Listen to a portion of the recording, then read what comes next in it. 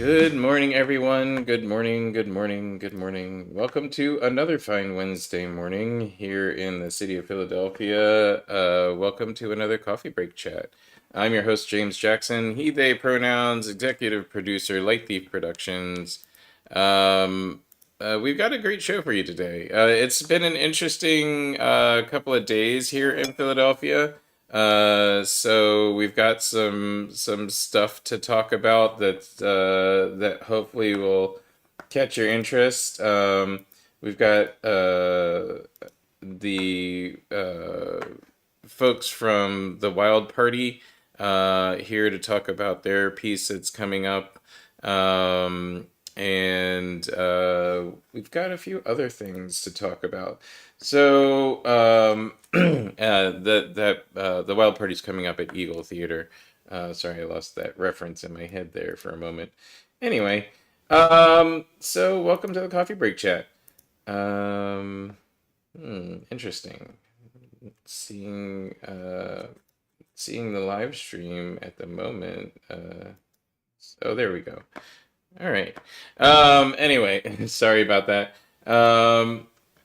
So yeah, what happened yesterday? Florida Governor Ron DeSantis was honored by the Union League in Center City, Philadelphia.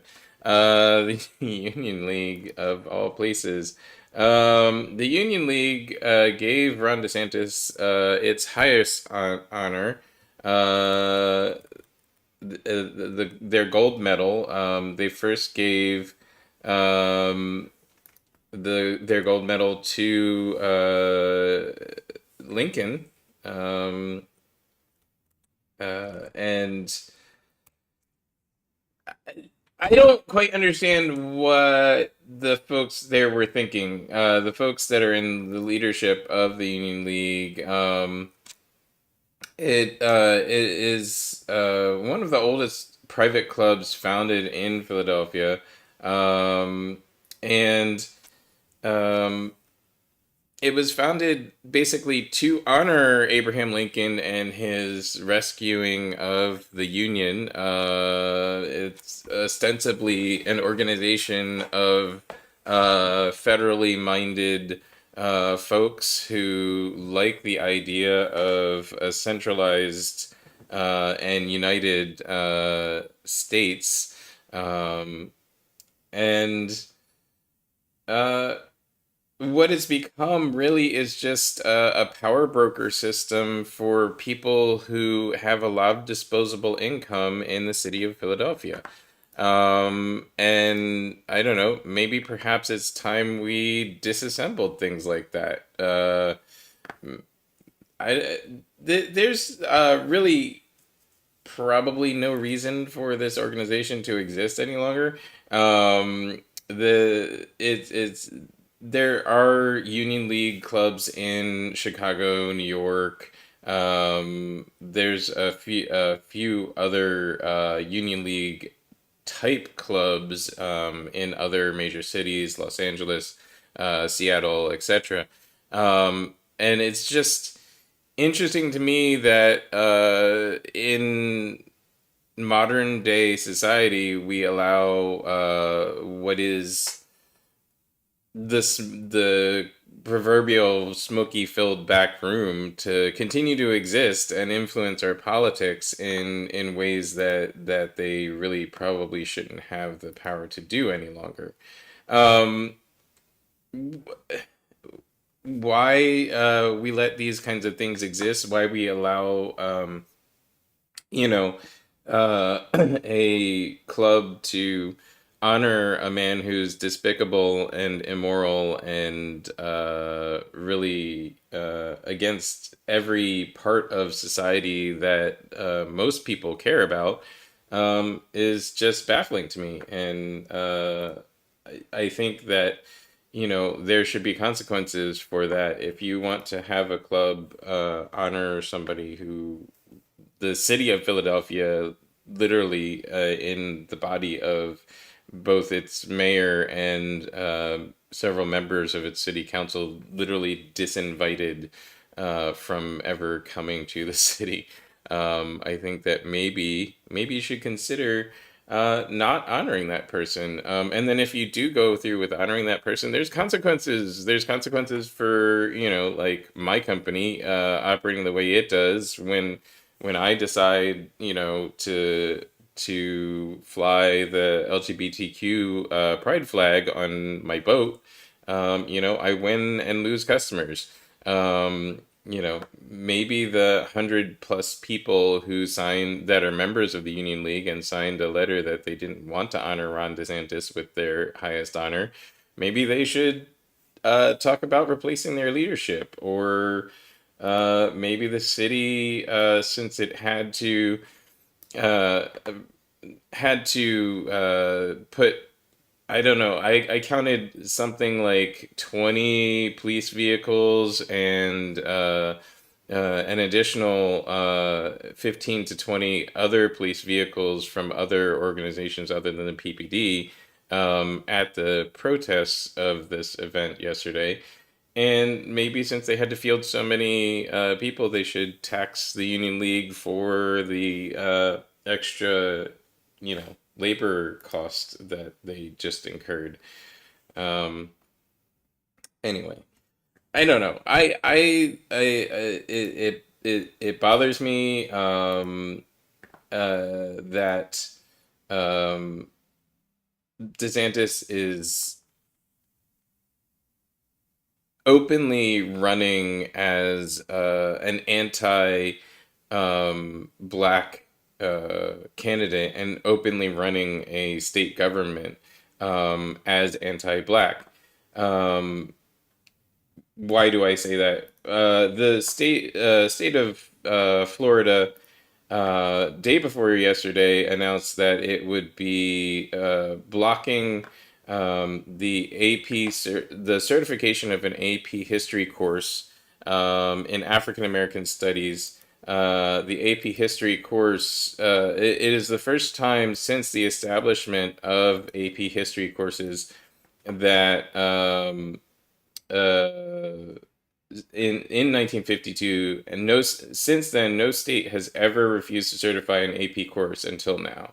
Um, and their explanation makes it clear that it's perfect. It's completely political. It has nothing to do with, like, uh, the content of the course being non-factual. It has nothing to do with the educational value of the course. It is purely political that the course includes quotes from African American experts and people who, explicitly state things like there should be reparations for slavery.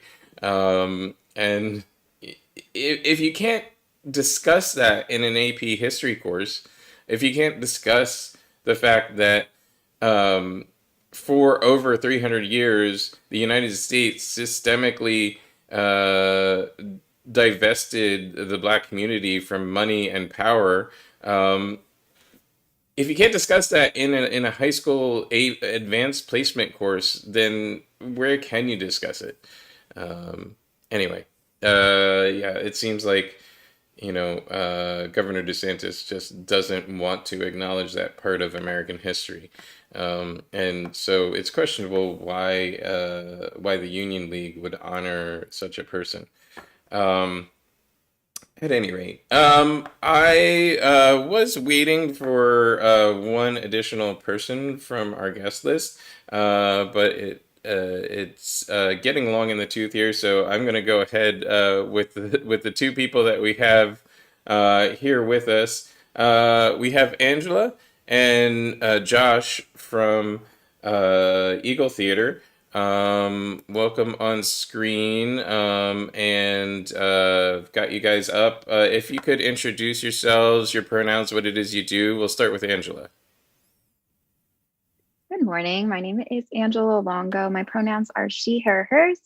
I'm producing artistic director at Eagle Theater, and I am directing the production Wild Party, which is coming up on our main stage this February. Awesome. And Josh. I'm Josh Goldhaber. I use they, them pronouns, and I am music director for Wild. Awesome, awesome. So tell us a little bit about Wild Party and Eagle Theater and why you decided to bring Wild Party to Eagle Theater. So, as producing artistic director, selecting a season is always a journey. And in my position, I've been with the company for almost 3 years now and almost entirely during the COVID pandemic. So, I've also Eagle Theater is in Hamilton, New Jersey. So we're about 30 minutes outside of Philadelphia for those Philly listeners with us today. Um, we are a small professional theater. We're an equity house located in a very rural area of southern New Jersey. And so, really, what our goal is to be able to produce like high level quality productions that are engaging with our audiences, not just entertaining, but allow us to have stories and dialogue and really challenge ourselves with the work we're doing. And so, coming out of this pandemic, coming out of isolation, we're noticing spikes of domestic violence, substance abuse, a lot of just inability to connect. And obviously, we have this yearning and desire as human beings to connect and be with one another. And so, Wild Party to me was a show that was about failures of connection. And so, I was interested in doing that production. There's always, with our space, we have a 150 to 200 seat house. So the productions that we choose are generally inspired by what we're able to do on stage in some ways. When we're looking through the canon of shows that are available for us to produce. And so this show came to me and I was kind of excited about it. And I thought that I could tell it in an interesting way, use some interesting theatrical devices. And so uh, for those that don't know what Wild Party is, it is a 1920s inspired piece from a 1926 poem by Joseph Moncure March. And it uses the story of Queenie and Burrs, two vaudeville performers who have a very toxic relationship. And in their relationship, Queenie is pretty violently abused by Burrs, and she decides to throw this party to end all parties and try to get back at him. And a gang of eccentric folks arrive who are also vaudeville performers, and she meets somebody who kind of changes everything, and then the plot thickens from there, really. But it's been a blast to be directing it so far. Awesome. What so you mentioned a few things that always trigger my curiosity. You mentioned vaudeville, you mentioned historical setting. What like what really feels most relevant for this piece to like current audiences?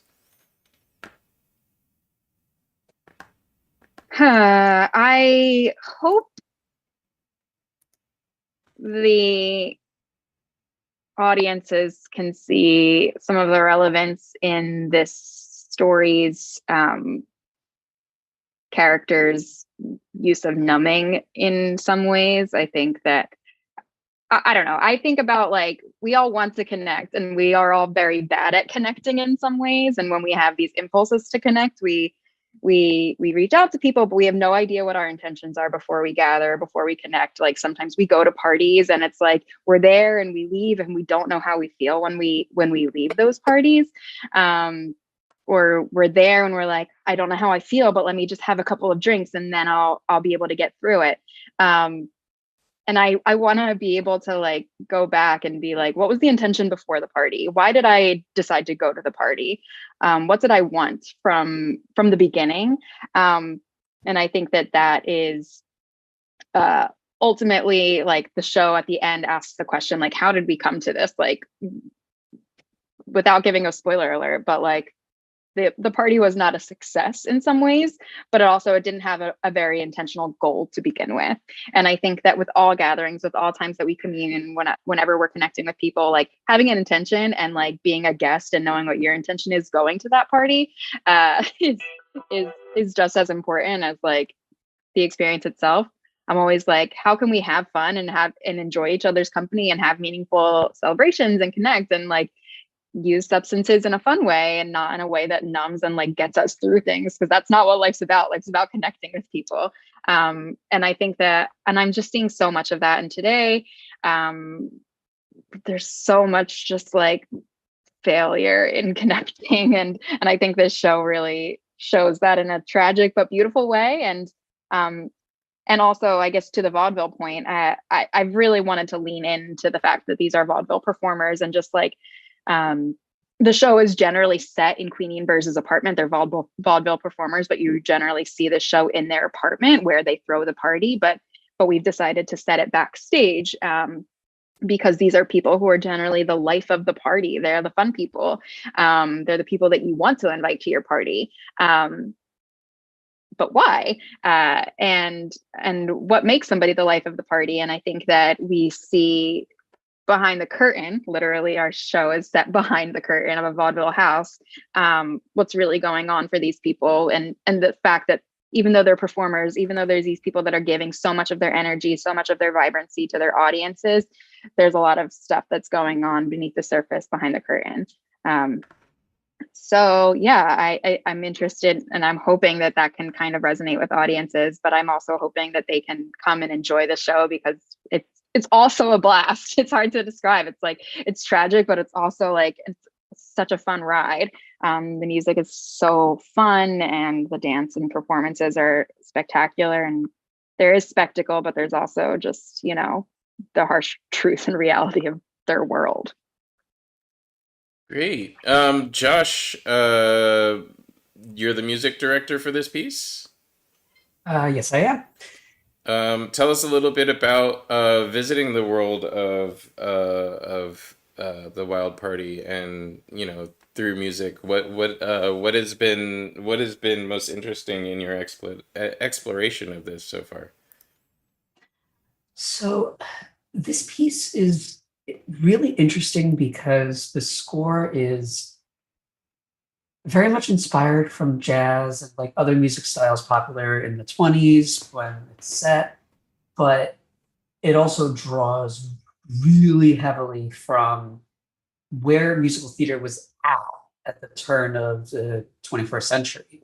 Um, and think about shows that had just come out, something along the lines of Rent or The Who's Tommy, and you have um, these kind of soaring rock elements coming on top of very I don't want to say structured jazz because it's usually the opposite.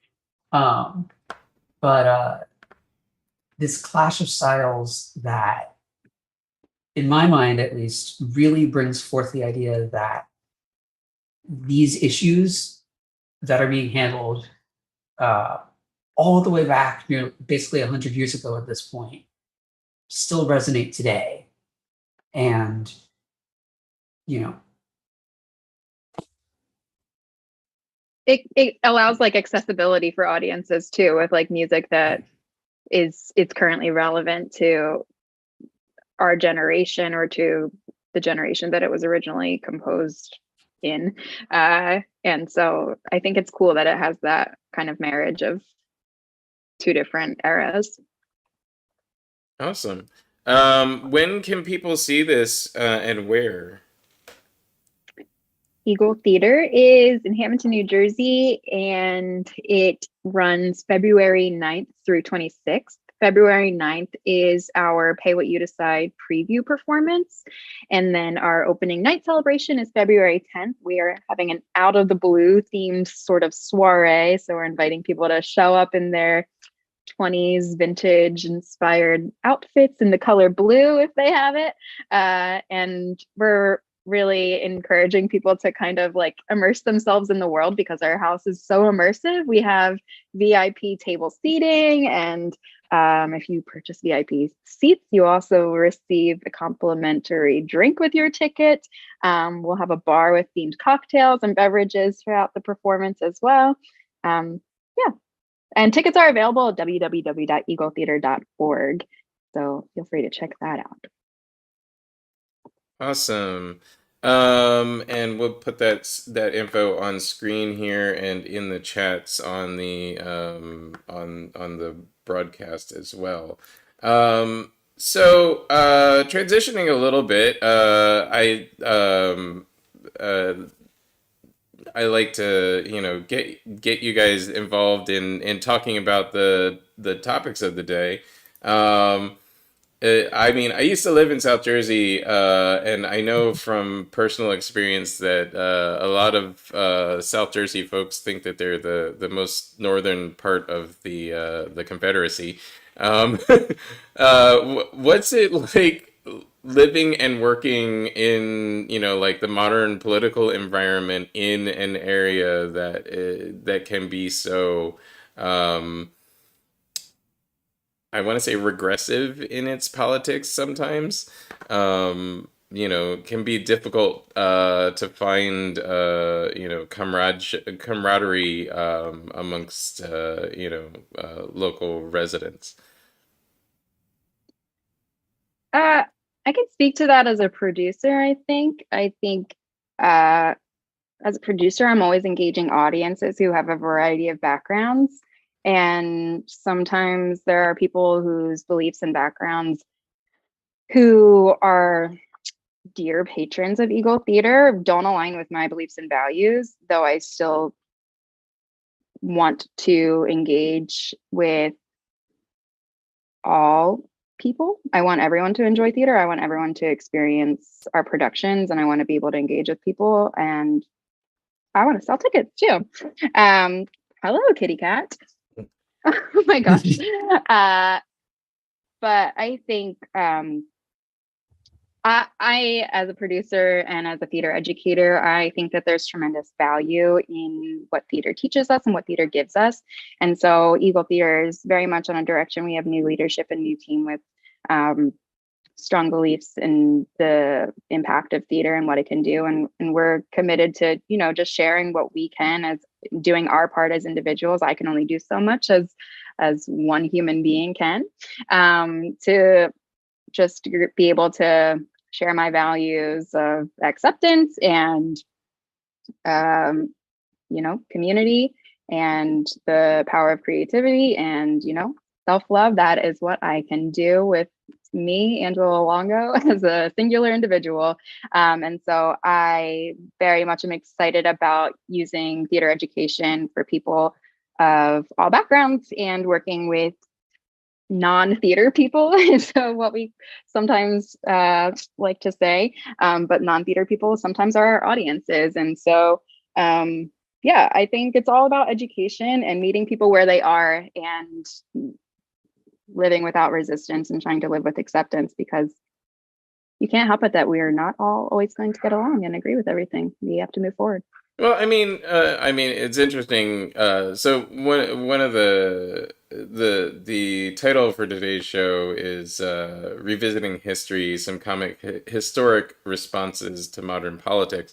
I was, you mentioned meeting people where they are, but I was thinking, with the when a couple days ago when Ron DeSantis's visit was impending, I was thinking about the history of political discourse in the city of Philadelphia. Like we're the founding city of the nation. We um, Yet, it's not uncommon for when people have diametrically opposed discourse, political discourse, for people to literally be run out of town. I was curious what the last time somebody was literally run out of town on a rail, what when that was, and then if you just kind of look that up as a general, it's actually still pretty popular. People, and I didn't even think about it, but there's an NBC News article that popped up talking about the time when, in fact, I and my production company led a counter protest to Patriot Front coming to Clark Park. Patriot Front announced that they were coming to Clark Park, and I and a bunch of other anti-fascist folks got together and said, no. And we literally drove them out of town. Um, it's it. I wonder if there is the possibility of having um, you know, discourse at this level. When somebody says something, like when somebody says, that um, an AP African American Studies course shouldn't be part of the educational system. How do you counter that with discourse? Like what is the discourse there?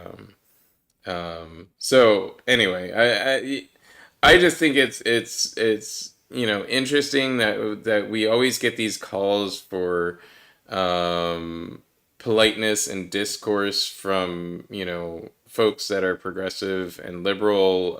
We always we're always saying that we should be accepting, but it doesn't seem to be reciprocated ever. um, And it might not ever be. It may never be, but there's only we can only have actions. I mean, it's either going to be talk and talk and talk, or it's action. And sometimes action is just, being a beacon for people who are, on the fringes of being, like in the line of target for somebody who is really coming for someone's head. And so being actionable in creating places and creating safe places, and that is, I feel like, my purpose as a producer is, um, at least creating more and more positive spaces and environments for people who may feel on the fringes of what's a target from people who are using power against them. And I think that theater is to me that kind of a place for people. And so I think that that's what my purpose is and what I see my goals with the theater being. I don't think I will ever change people's minds, but I at least want to stay true to my values and be able to bring the people who align with me along the way with me. yeah, yeah. I do think it's important that as producers, entertainers, people who make the art that we consume, that we provide that environment, and these um, viewpoints that don't get communicated through like an upbringing in a conservative household. And I think it's important that we use our platforms to be political speakers. Um, Kind of the whole theme of the show, but um, the I wanted to talk a little bit about unions in general. Moving on from the Union League to unions. Some folks have been talking about a project in uh, the Fishtown area of Philadelphia. There's a project that's being picketed by IBEW. There's other picketing going on with Scabby the Rat around the city. And it's interesting because not everybody, folks not from Philadelphia, don't necessarily know what Scabby the Rat is. Scabby the Rat is a giant, 12-foot tall inflatable rat that has signs of various skin irritation issues on its animated body. It's an interesting tool that unions use to picket here in Philadelphia. I believe it was started here in Philadelphia. And it's just basically one of those blow up things like you might see in somebody's Christmas display or whatever. It has a little air motor that blows up this balloon. Um, But folks have started seeing Scabby the Rat around the city more lately, and have started asking questions or just stating things based on their own opinion from previous years. Scabby used to show up in all kinds of places at the behest of Johnny Doherty, head of the IBEW in Philadelphia. And there have been times when the AFL-CIO, the basically the umbrella union for all unions um, in the United States, uh, that the AFL-CIO has directly asked that the locals here in Philadelphia not use Scabby and not picket particular installations. There's a relatively famous incident when um, a coffee shop built a coffee shop on the main line out in the burbs, didn't use a union electrical shop to complete that work, but the local picketed their Center City location because they're not using union labor out in the burbs. That kind of thing has always been frowned on by the AFL-CIO. Like, you know, if you're going to picket a location, you should be picketing the thing that you actually have a problem with. Also, you know, that's wildly outside of the IBEW locals territory, being out in the main line. So there's very unlikely that there's a union shop that would even service that location, and it ended up it was just a political ploy by the leadership of the IBW to, you know, basically cause problems for the coffee shop owner because there was a personal beef between the coffee shop owner and the leadership of the IBW. All that's to say, since the FBI has indicted, or since the FBI has investigated and the DOJ has indicted Johnny Doherty, there have been several changes in the locals here in Philadelphia. Uh, Not only IBEW, but all the other locals have um, sort of adjusted their tactics. And I believe that the pandemic also contributed to this because there's a lack of work for everybody. Now, oftentimes when you see scapular rat out in public, it is not because the crew is non-union, although um, it's not exclusively because the crew is non-union. It's usually because the local has investigated and found that that particular business is underpaying or stealing the wages of their laborers. And their laborers work in trades that would be covered by that local. So you know, if you're ever seeing Scabby the Rat out somewhere, that's probably why. Not 100%. You know, like everybody has their things. So sometimes Scabby the Rat comes out when he's not needed, but you can always stop and talk to the folks that are standing around Scabby. They're union members, and they usually have flyers explaining why they're picketing. Um,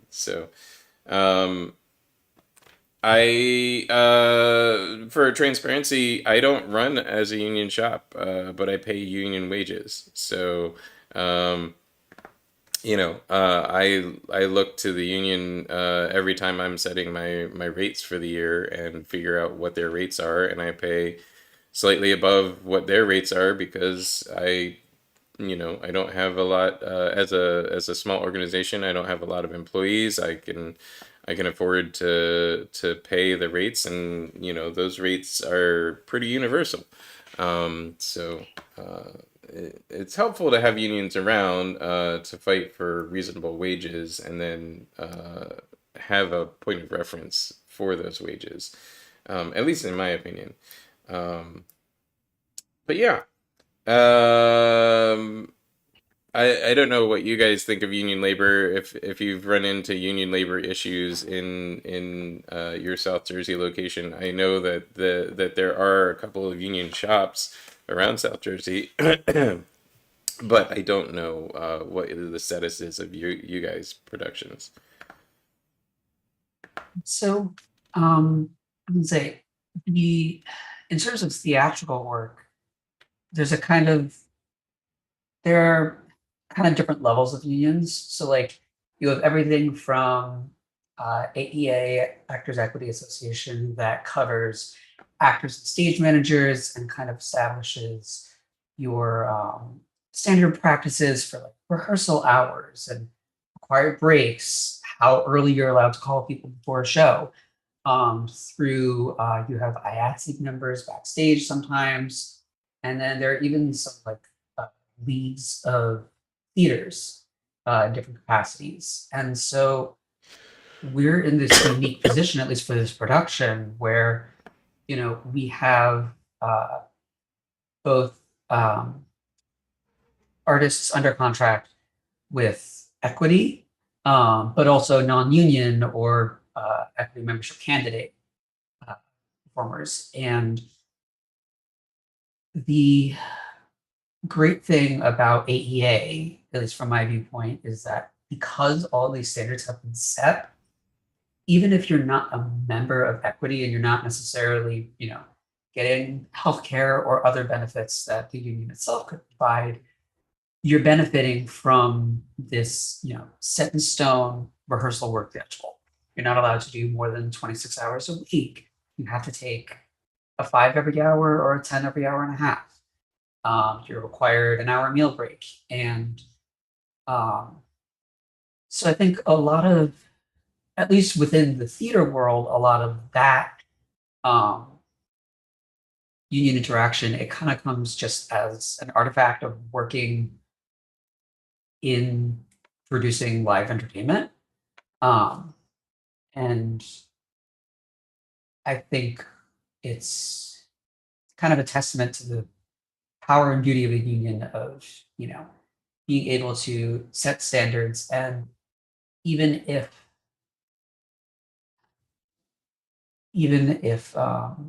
there are certain like kind of hoops you need to jump through to get into the union, there are still benefits that reach pretty much everyone on the field. I think that's always been one of my problems with unions, especially here in Philadelphia, and I think that's also something that's changing is the union call sheet system, the system whereby you get, for those who've never worked for or with a union, there's a thing called the union call sheet. Members of the union, folks who are eligible and trained to work in the trade that the union represents, uh, they have a call sheet, and the call sheet is a list of all the people that are members in that local or available for calls. And basically, as an employer, you just send your dates and the number of people you need and what specialties to the union hall, and the union hall builds a call sheet. They go through their lists of people and they staff your project. Um, the problem has always been in things like theater, filmmaking, etc., that for technical positions, um, they're very technical positions, especially in film and theater, are very easy to learn. Not easy to learn, they're very quick to learn, and they're very fast to change. The knowledge you need changes very rapidly. The techniques change very rapidly, etc. Uh, and the union call sheet system typically relies heavily on seniority. So the people that have been with the union longest, have answered the most calls, have worked the most hours, get the first say as to whether or not they're going to take a particular job that's upcoming. Um, and so when you have unions, you have cities like Philadelphia where It's not exclusively union work. There's cities like Chicago where unions have contracts with literally every venue. You cannot work in Chicago as a non-union member. You have to be a member of the union if you want work in Chicago, and you have to, if you're bringing a show to Chicago, you have to work with the union members in order to get your job done. But cities like Philadelphia, where there are a lot of venues that don't have union contracts, there's large portions of the city that don't have contracts with the union. There's large portions of the suburbs that do the same work, but there aren't contracts with the union in the suburbs. Uh, so you have this kind of mix of freelancers, small orgs, etc., that all service the same tasks. The problem for the unions and the problem for employers is that we may want, younger talent. We may want more diverse talent.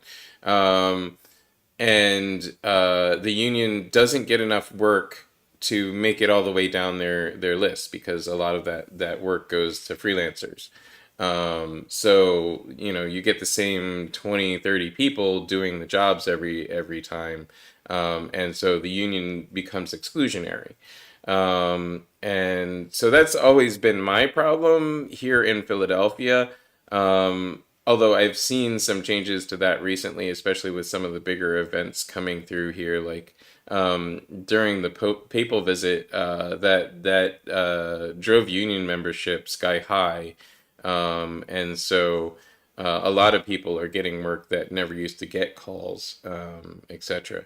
Um, it's been an interesting number of years here in Philadelphia, and I think some of the problems are starting to be ameliorated a little bit.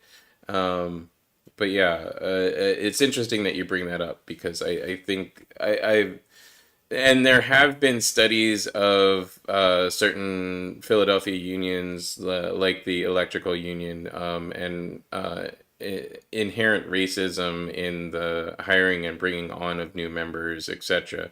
Um, when you have a union in a city that's 41% African American, and your union membership and the people you send out on calls don't represent those same percentages, well, then you're obviously not drawing from the entire population. So what's wrong? Um, and I don't know that it hasn't been fixed yet, but there's hope, I suppose.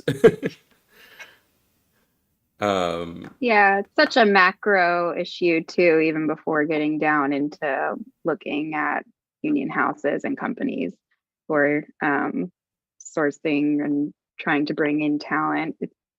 There's so much that's just all the way up at the top, stemming down before we get down to like the individual contractors making their ways into these places. Like, how are they being? I mean, especially when it comes to like theater jobs and things like that, when we want diverse talent and we want equitable pay for everyone, there's it seems to be, I mean, like, I'm, as the person that's like, trying to bring in as much talent as I can, there's definitely something that's going on from the top down that makes these things become more, and it's because it's like, how accessible can we make these things?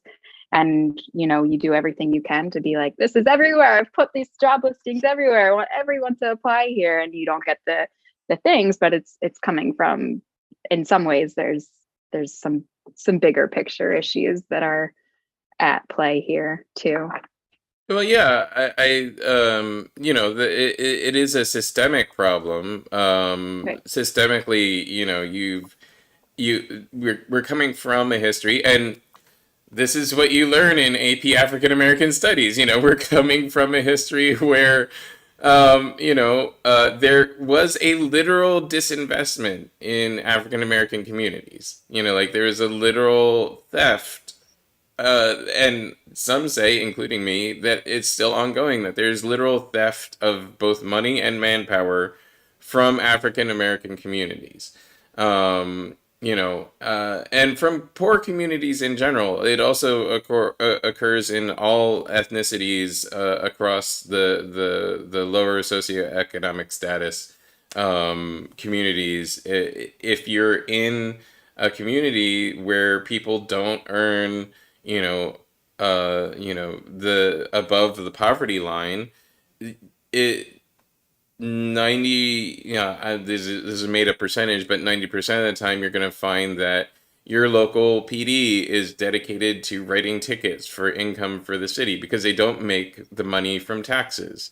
Your local educational system is underfunded because they don't have the property tax base to support funding it well. So, and systemically, your children don't have opportunity to learn as well. They don't have opportunity to see people in a diverse range of fields and being successful at a variety of things, which leads to not only psychological effects, but also leads to people not really expanding like what their community does. And then you also have systemic effects of we're in theater. Even when I started in theater 25, 26 years ago, the route into theater was to take low or no paying jobs so that you would get experience, so that you would get your face in front of people who are hiring, and take those jobs for years at a time, where you're basically spending money in order to work. And then, so if you come from a household where you don't have that backing, or you don't have the money, um, to spend, to get the experience to work, how do you break into that system? There's the old catch 22 of, requiring 15 years of experience, but how do you get the experience when it's a new, a new higher position, etc. Um, I've supported and created policies amongst organizations that I work for and with, that, I try to counter some of these things. Um, you know, um, I'm the president of the Philadelphia Trauma Center. We used to rely on volunteer labor. I've made a policy. We don't have volunteer labor anymore. We pay people a stipend, at least. And the stipend is reasonable for the hours that we expect somebody to give to a project, stuff like that. There are things that we can do to kind of change these systemic problems, but yeah, they are hugely systemic. And again, going back to AP history, why can't we learn about these? What's the objection to learning about this? Um, there's an article in the Daily Beast that talks about the Florida's ban on the AP African American Studies class, and they go deeply into who wrote it, and how the class just came into existence. So for those not in education, um, much like anything else, you don't just randomly throw a class together and teach it to students. Um, you have to have books, you have to have study materials, you have to develop the coursework, and the point of the course, and you have to train teachers on it, etc. Um, this AP African American Studies course was developed by a star studded panel of scholars, piloted in 60 high schools across the country, including one in Florida, and approved by the College Board. So you've got a lot of people contributing to this effort to provide a quality piece of education for high school students, and you've got four yahoos in Florida who were elected by maybe 10,000 people, saying that the entire state can't use this piece of educational material. Not to mention that they banned children's books, but that's I mean that's just icing on the cake, I suppose, at this point. um I mean, if you want to get into the issues of Florida, you're gonna be here. well, I'm here a while. But yeah, there are a lot of issues. I'm honestly surprised that DeSantis won re-election. um uh it baffles me. Like the political makeup of Florida baffles me. How is it's solidly statewide as a Republican state. Like you can look at Pennsylvania. Like Florida is always considered a swing state because there's a lot of localities that are relatively liberal leaning, and then um, Pennsylvania is considered a swing state because we always have a Republican legislature and then uh, liberal statewide leadership like governor and liberal and two major liberal cities and a couple of minor liberal cities, which hold most of the population. But you look at Pennsylvania, it's easily explainable why why we vote the way we do. There's gerrymandering and districts that have always been rural, and then there's the outsized power of rural districts that have less population in their borders of the district than the city districts do. So it disinvests power from the urban districts and puts the power into the suburban districts.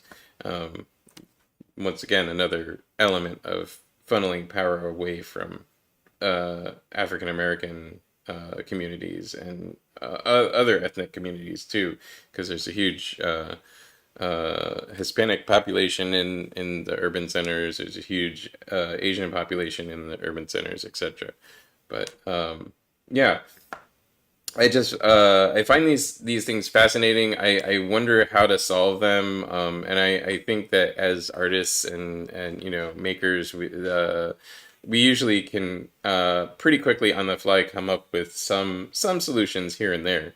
Um, I wanted to talk also briefly about Philadelphia's Section 8 housing list. Philadelphia, starting, I believe, 2 days ago, reopened the Section 8 application lists. And so that is available for people who are in need to sign up for now. They're recreating the enrollment forms, and the Philadelphia Housing Authority has the Housing Choice Voucher waitlist lottery open at pha.phila.gov. Folks can apply there or by phone if you don't have access to the internet. You're probably not seeing this broadcast, but people can apply by phone until February 5th. That is to recreate the waitlist for Section 8 housing. Section 8 housing is a federal program which essentially offsets the cost of housing by providing federal funding to make up for any amount that the rent would cost above 30% of what your net income is. So your net income determines how much you pay in rent, which is really what it does everywhere. But this program allows people who don't have a good paying job to get housing that is affordable and in a preferred location.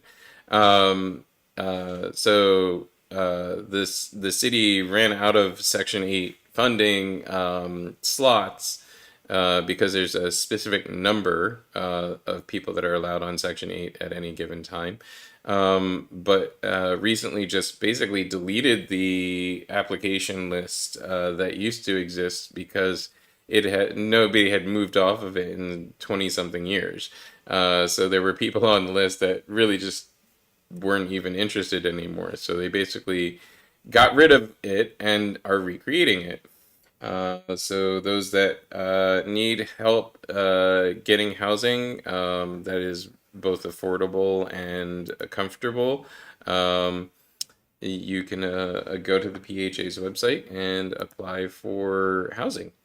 Um, I know there were some Section 8 preferred rentals in the area. In there's a lot of in each town in South Jersey.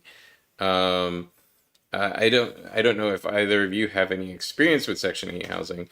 I did some maintenance for some Section 8 housing units in I don't know, probably 15 years ago now. But yeah, it's an interesting program. I don't know if either of you have any opinions on housing security or Section 8 in general. I mean, I think, well, so personally, I'm not in South Jersey. I'm commuting out from Philly. Um, and I think especially over the last couple of years, it's been a really odd shift. Especially when you think a couple years ago, I think it might have been just before COVID. Um, when there was the huge unhoused persons encampment by the art museum. Um, and there was all of the dispute with PHA about actually getting people houses and not just having this stagnant waiting list. And especially like as someone who in the past year has had to move um, literally across the entire city, um, it's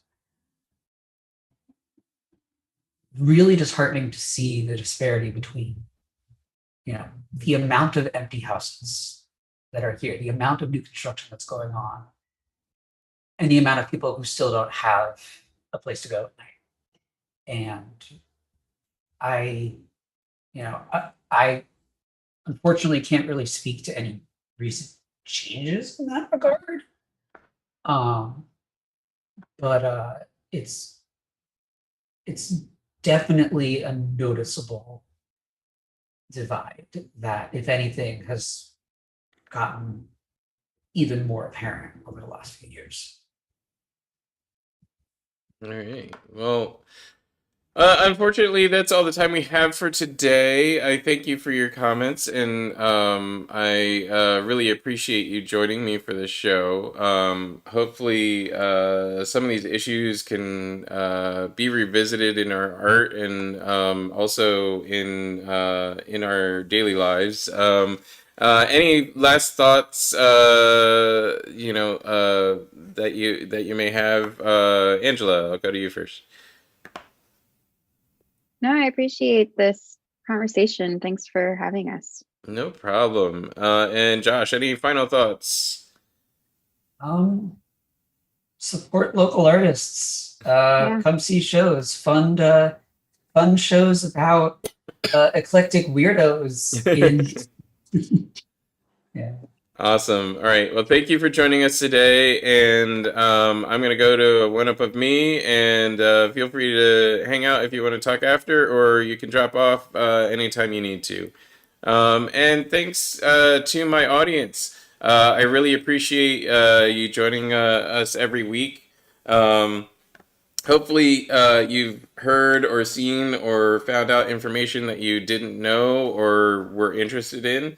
If you like what you've seen, please consider joining our Patreon, patreon.com/LightThiefProductions. It helps us to produce more shows, send cameras out to things like the protests, and also, just continues to free up our time so that we can report on things in more depth. Um, Also, please subscribe wherever you're watching on Facebook, YouTube, Twitch, or Twitter. Please hit the like button, and or subscribe to our channel. And if you have anything that you'd like to see um, on a future show, please get in touch with us. You can DM us. You can comment, send direct requests to us through our Patreon account, or you can always give us a call, or drop us an email. I really appreciate again everybody joining us. Thanks so much for tuning in. Join us again next week. We'll have more current events. We'll have more guests. Looks like we'll have Riva Stover from Tuck Everlasting on next week. Excited to talk to Riva about the show that we're both working on. So tune in again next week and enjoy the rest of your week, everybody.